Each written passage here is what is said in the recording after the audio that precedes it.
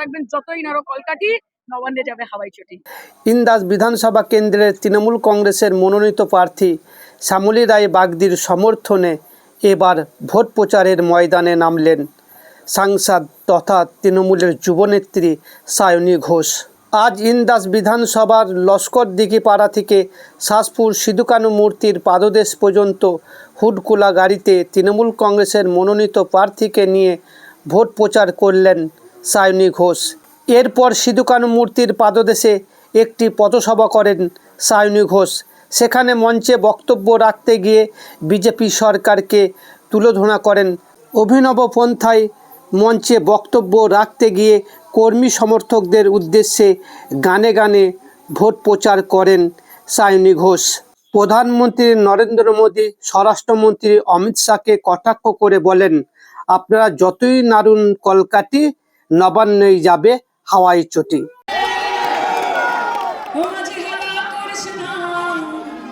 ছেড়ে দে নৌকায় আমি যাব মদিনা, ছেড়ে দে নৌকায় আমি যাব মদিনা, ও দয়াল খুশির জলসা আর কিসের ভাবনা, খুশির জলসা আর কিসের ভাবনা, আমার হৃদয় কাছে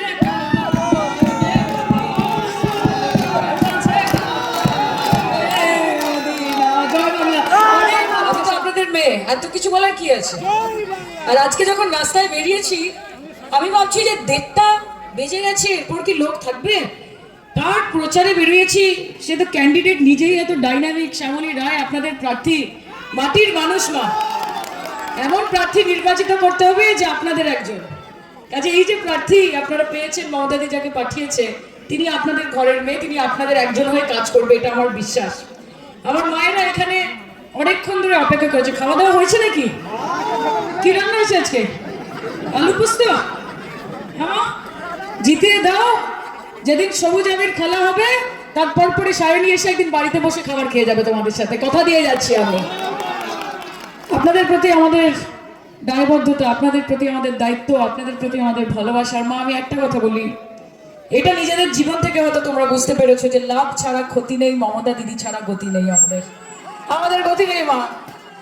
যারা বাইরে থেকে এসে বাংলাকে ভাগ করার কথা বলে, যারা বাইরে থেকে এসে ধর্মের নামে, জাতের নামে, বর্ণের নামে মানুষকে ভাগাভাগি করার কথা বলে, আমাদের এই পশ্চিমবঙ্গের মাটিতে বিভাজনের কোনো জায়গা নেই, আমাদের এই পশ্চিমবঙ্গের মাটিতে ভাগাভাগির কোনো জায়গা নেই। এবং আমরা একটাই কথা জানি যে মমতা ব্যানার্জি যতদিন থাকবে, ওই নরেন্দ্র মোদীর বদমাইশ সরকার, অপদার্থ সরকার বাংলার মানুষের টাকা আটকে দেয়। তো বলে নোট দেব তখন যখন এরা ভোট দেবে, ভোট না দিলে নোট পাবে না।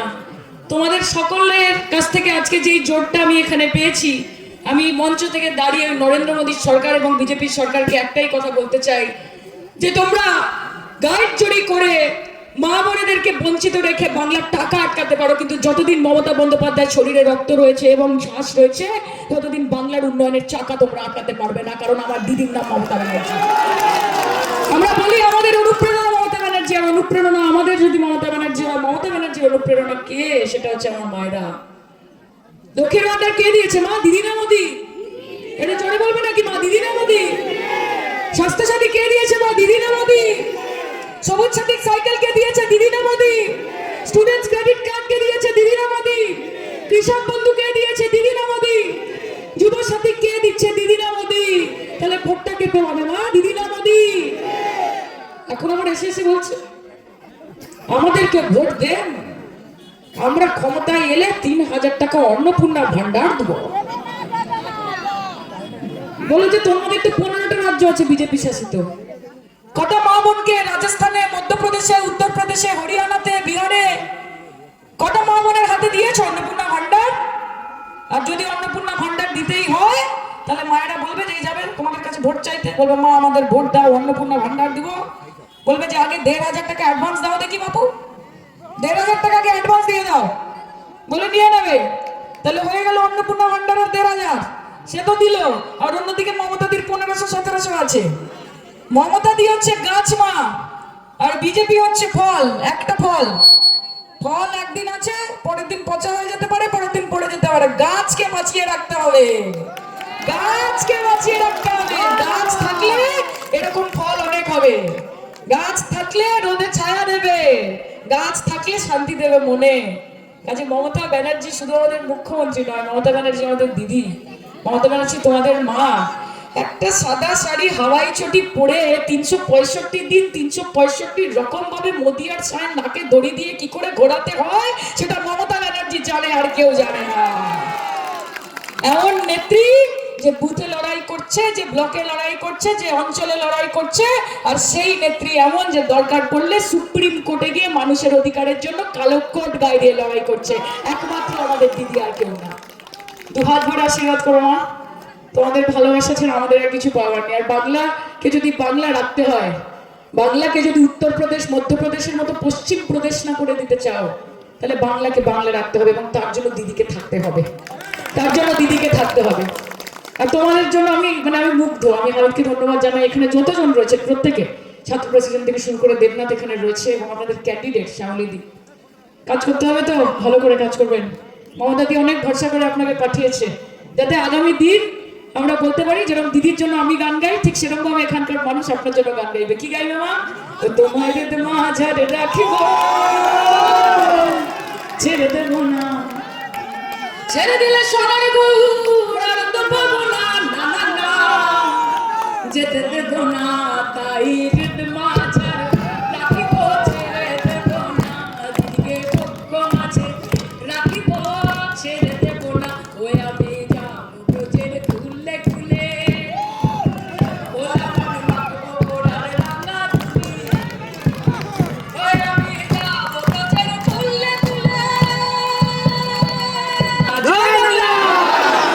আমাদের প্রার্থী শ্যামলী রায় বাগদি জোড়া ফুল চিহ্নে ভোট দেবেন, আশীর্বাদ করবেন, আর জিতে যান। 4 তারিখ 4 মে সবুজ আবির খেলা হবে, বাংলা আমার বাংলা রবে। আর মাথায় রাখবেন, হাওয়াই চপ্পল সফেদ সারি, মমতা ব্যানার্জি बंगाल की नारी, एक औरत पूरे बीजेपी पर भारी। जय बाबा। অসাধারণ। মমতাদির জন্য সবার যা সমর্থন, মমতাদির জন্য প্রত্যেকের যা ভালোবাসা, আমি খুবই কৃতজ্ঞ।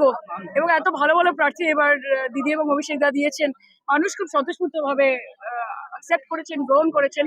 এটুকু বলতে পারি যে সবুজ আবির খেলা হবে, ওটা বাঁকুড়া জুড়ে খেলা হবে, ওটা বিষ্ণুপুর জুড়ে খেলা হবে। আমি তো বলছি 365 দিন 365 সভা করুন, তাও হারবে। দেশের প্রধানমন্ত্রী করুন, রাষ্ট্রপতি করুন, দেশের স্বরাষ্ট্রমন্ত্রী করুন, যত নেতা আপনাদের গোটা ভারতবর্ষে আছে সবাইকে নিয়ে এখানে ফেলে রাখুন, তাও মাথায় রাখবেন যতই নাড়ো কলকাঠি, নবান্নে যাবে হাওয়াই চটি। 4 মে সবুজ আবির খেলা হবে। ভালো থাকবেন।